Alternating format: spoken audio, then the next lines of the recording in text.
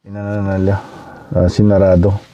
So, Yes lang naman daw effect. So, balikot ko. Meron silang sale doon na pagod ka, tulog ka na lang dahil sakit ng katawan mo. Galing din sa Amazon yung mga LED bulb niyan eh.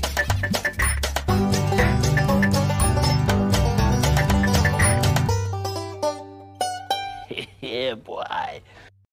Yan, magandang umaga, magandang tanghali, magandang gabi sa inyo. Dito tayo sa car natin. Dito tayo nag-opisina.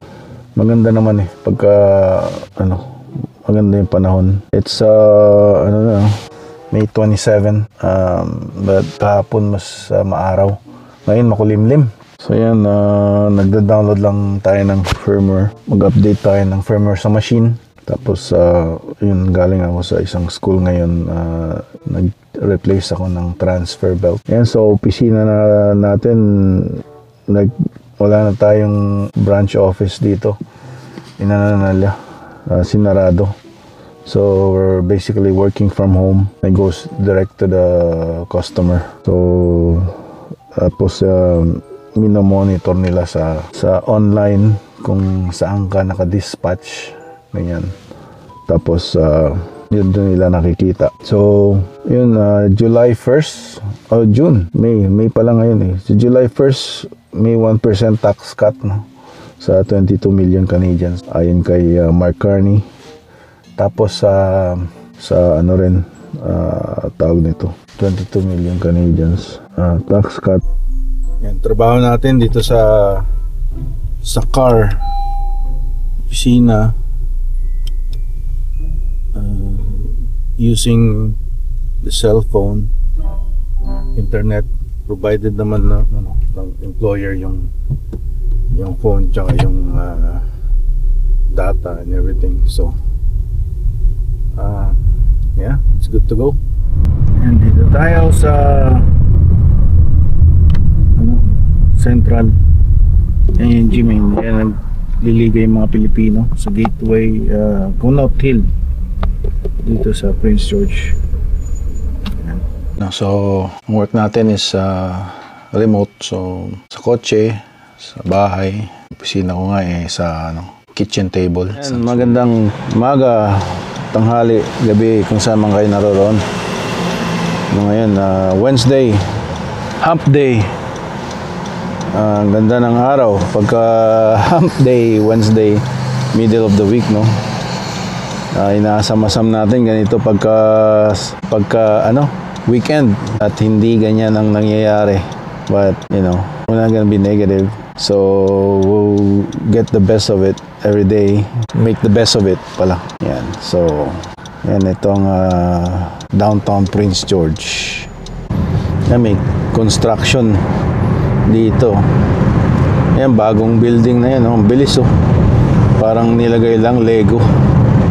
Tapos may road close dito sa main road sa Queensway. Tapos may detour. Yan, yung detour. Ewan ko anong ginagawa nila dito. Nagbungkal ng napakalaking doon, sa gitna. Yan, topic lang, pakikipagkaibigan dito sa mga Pinoy sa Canada. Sa una, excited ka dahil mga Pinoy nakarating at nakilala mo ganyan. But syempre, iba-iba naman ang priority ng mga kanya-kanya. So, hindi rin nagtatagal yung iba.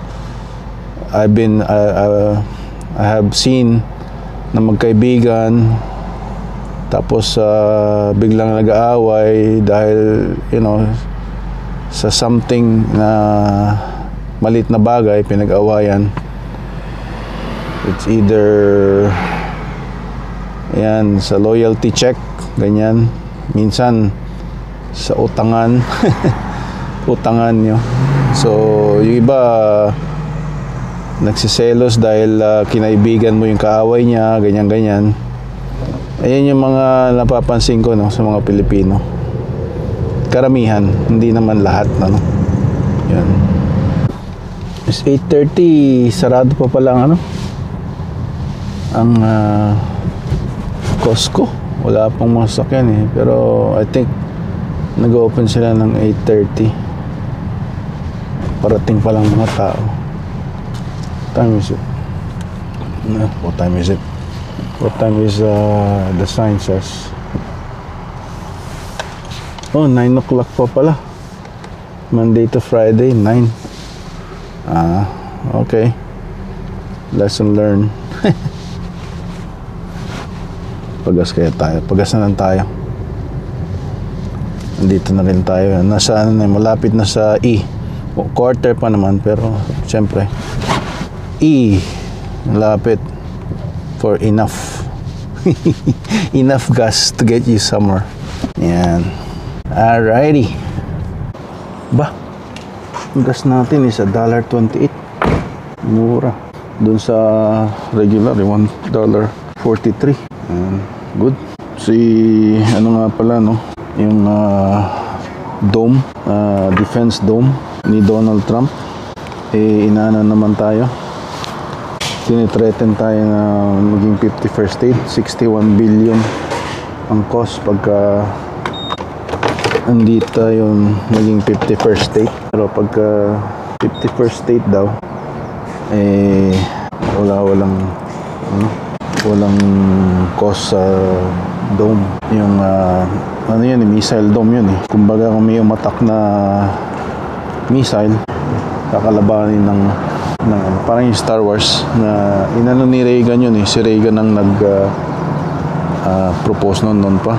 Star Wars ang tawag nga niya. Pero missile dome or parang ganun. 61 billion ang i-charge sa Canada pagka separate nation, sovereign separate nation. Pero pagka state na, walang bayad. Ako, okay lang ako na maging US dollar yung currency ng Canada dahil para mas may buying power ka as a citizen, right? But, yung mga health insurance and like that, we should keep it dito sa Canada. Kasi private karamihan doon ang insurance sa US. Yeah. Oh, iba na pala dito. Would you like a receipt? Touchscreen na. Hindi kayo ma-frozen to sa winter pagka yung masyadong malamig. -30. Nasubukan na nag-35 ata rito. But it's like 2 to 3 days lang. That's it. Ayan. Ito yung sa uli natin eh. Yung chinat GPT ko yung knee brace na may copper infused. Wala naman daw effect yun. Ano lang, sabi ni ChatGPT. Placebo effect. Kaya balik ko. Meron akong binili na $15. Ito $25. Dahil sa copper. Wala namang, parehas lang naman daw ang effect. So, balik ko to. Is kung lang tawag naman, i-drop off mo kaysa yung hintayin mo pa yung Intelcom. Minsan nami-miss nila. Ang nangyayari nilalagay ko sa labas, but there's a chance people might pick it up outside ng door mo, di ba? Kahit may camera ka. Pag kinuha na yun, wala na. Lagay mo sa post mo sa Facebook. Yung mga sila dito eh, yung stolen Prince George, kanyan. Wala rin. Nagko-comment lang yung mga tao na parang ang tanga-tanga mo kasi nilagay mo pa sa labas. Ayan, dito tayo. Tingnan natin tong 5 days na lang daw ang Hudson Bay. Everything must go. Ayan, wala na. So, tingnan natin kung may makakuha tayo ng sale. Wala na. Bibili ng Canadian Tire daw. Oh, sarado. 10 AM pa. Oh, okay. Sales are final. 10 AM pa sila. Ano pa lang ngayon eh. Iwan ko yung 9:16. Bukas na yung dapat puntahan natin yung Costco. Meron silang sale doon na 80 Keurig cups na McCafe for $39.99. Kala ko $2 each. Ends up na 50 cents each pala. So, mas mura. Isa sa bilhin natin Timothy's na $15 for 24 piece. Yan, parang 62 cents ang isang Keurig cup. So, mas mura. Yan, 50 cents. Although $1.25 yung small coffee ng ano, makakasave ka ng McDonald's. Makakasave ka pa rin.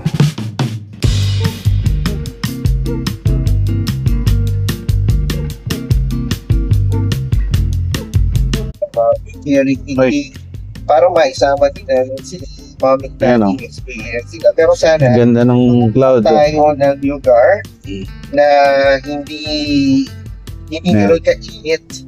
Hindi po mai-enjoy natin Mainit dito. ibig 21 degrees. na walang Finally. Anyway, Pero ilang days lang to. I know, Tama. Ako rin, ice cream. Nakita ko, mag-Costco ako, ice cream. Isang ganun is $3. kasama natin sila. Isang kainan lang. Sa $7.99. Buong ano na yun, 1 kilogram na ice cream. Kaya yun na lang. Tapos pinalaman namin sa white bun. Yan. Sa dinner bun. Dinner roll. So, so magtatap. A few moments later. Ito yun, oh. $39.99.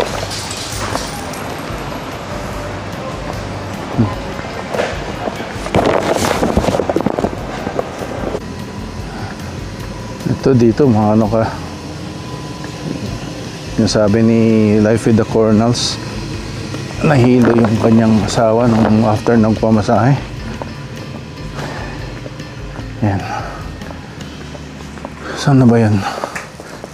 Ating ano rito. Hanapin natin. Ito.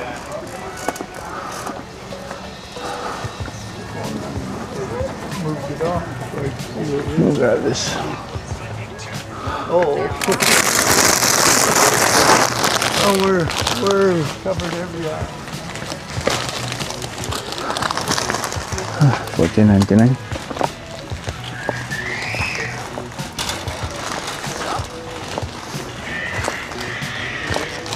Yan. Tingnan natin to. $12.99.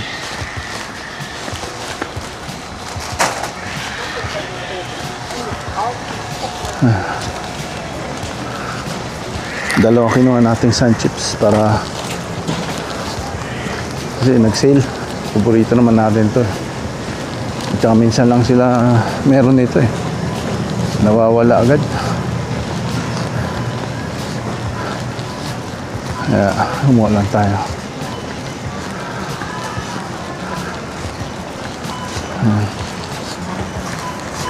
Old Spice $11.99. Bili rin tayo kaya nito.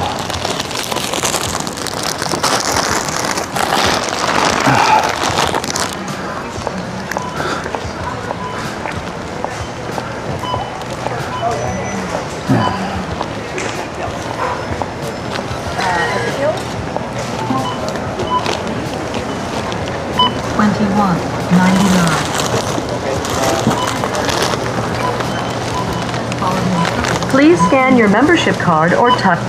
Please begin scanning.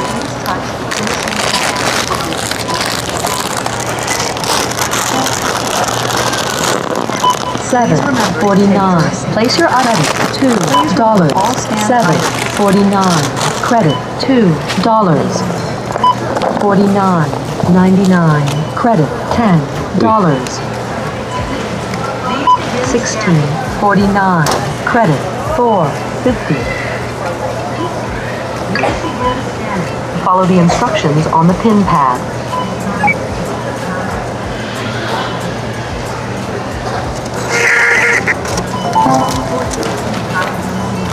Please remember to take your receipt. Please remove all scanned items. Naka $64 na naman tayo. Nabutol na naman tayo.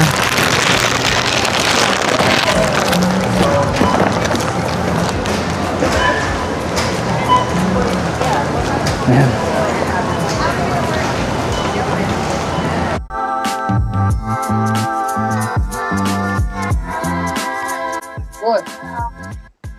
honey. Thank you. Hi. More and more stuff. Beauty. Good, sir. Have a good day.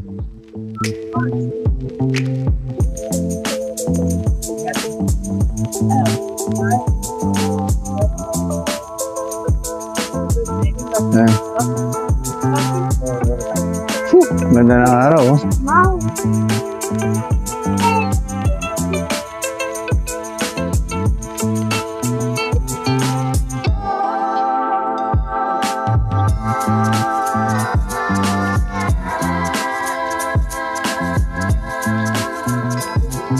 Hi.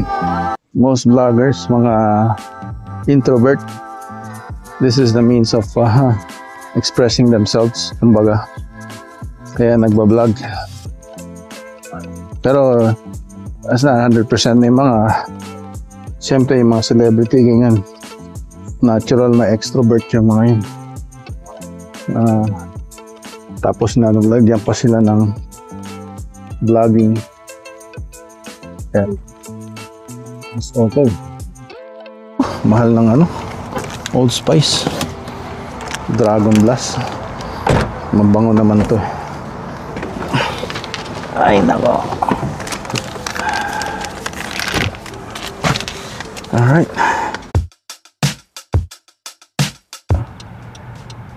Ayan. Oh, nag-auto siya. 7, 8. Oh, okay.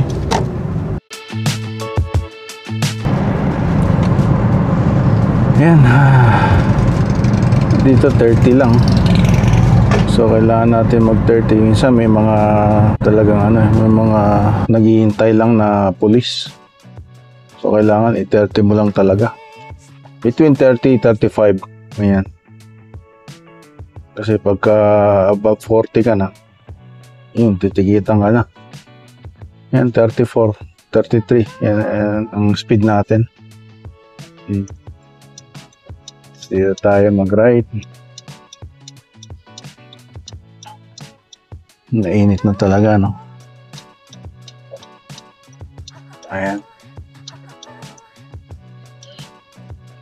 So, itong Westwood Avenue. Yan, sa right side is Peden Hill Elementary School. Yan. Ano, dumadami ng mga Pilipino dito sa Prince George. Pero mas dumadami ang mga ano, sabi nila Bombay. Dami sila. Kwento nga kung paano mo daw malalaman na walang tao sa bahay nila. Kung yung kortina daw is joke lang naman yan. Kortina wala sa window kasi nilagay sa ulo. Joke. Ayan.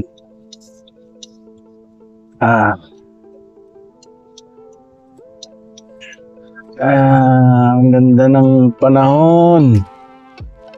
Sarap mag-golf. Hindi na ako makapag-golf. Umiinom, golf. No, yung ginagamit nilang pang-golf here is yung clubs. Ayan o. Excuse me.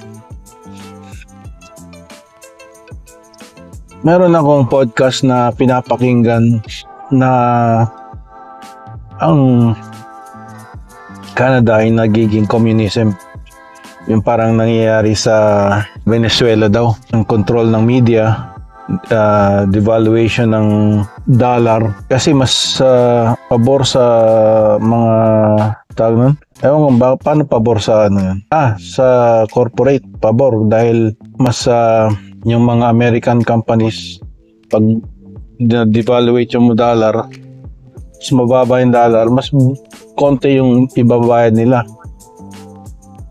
Gaya ng sa ano, di ba?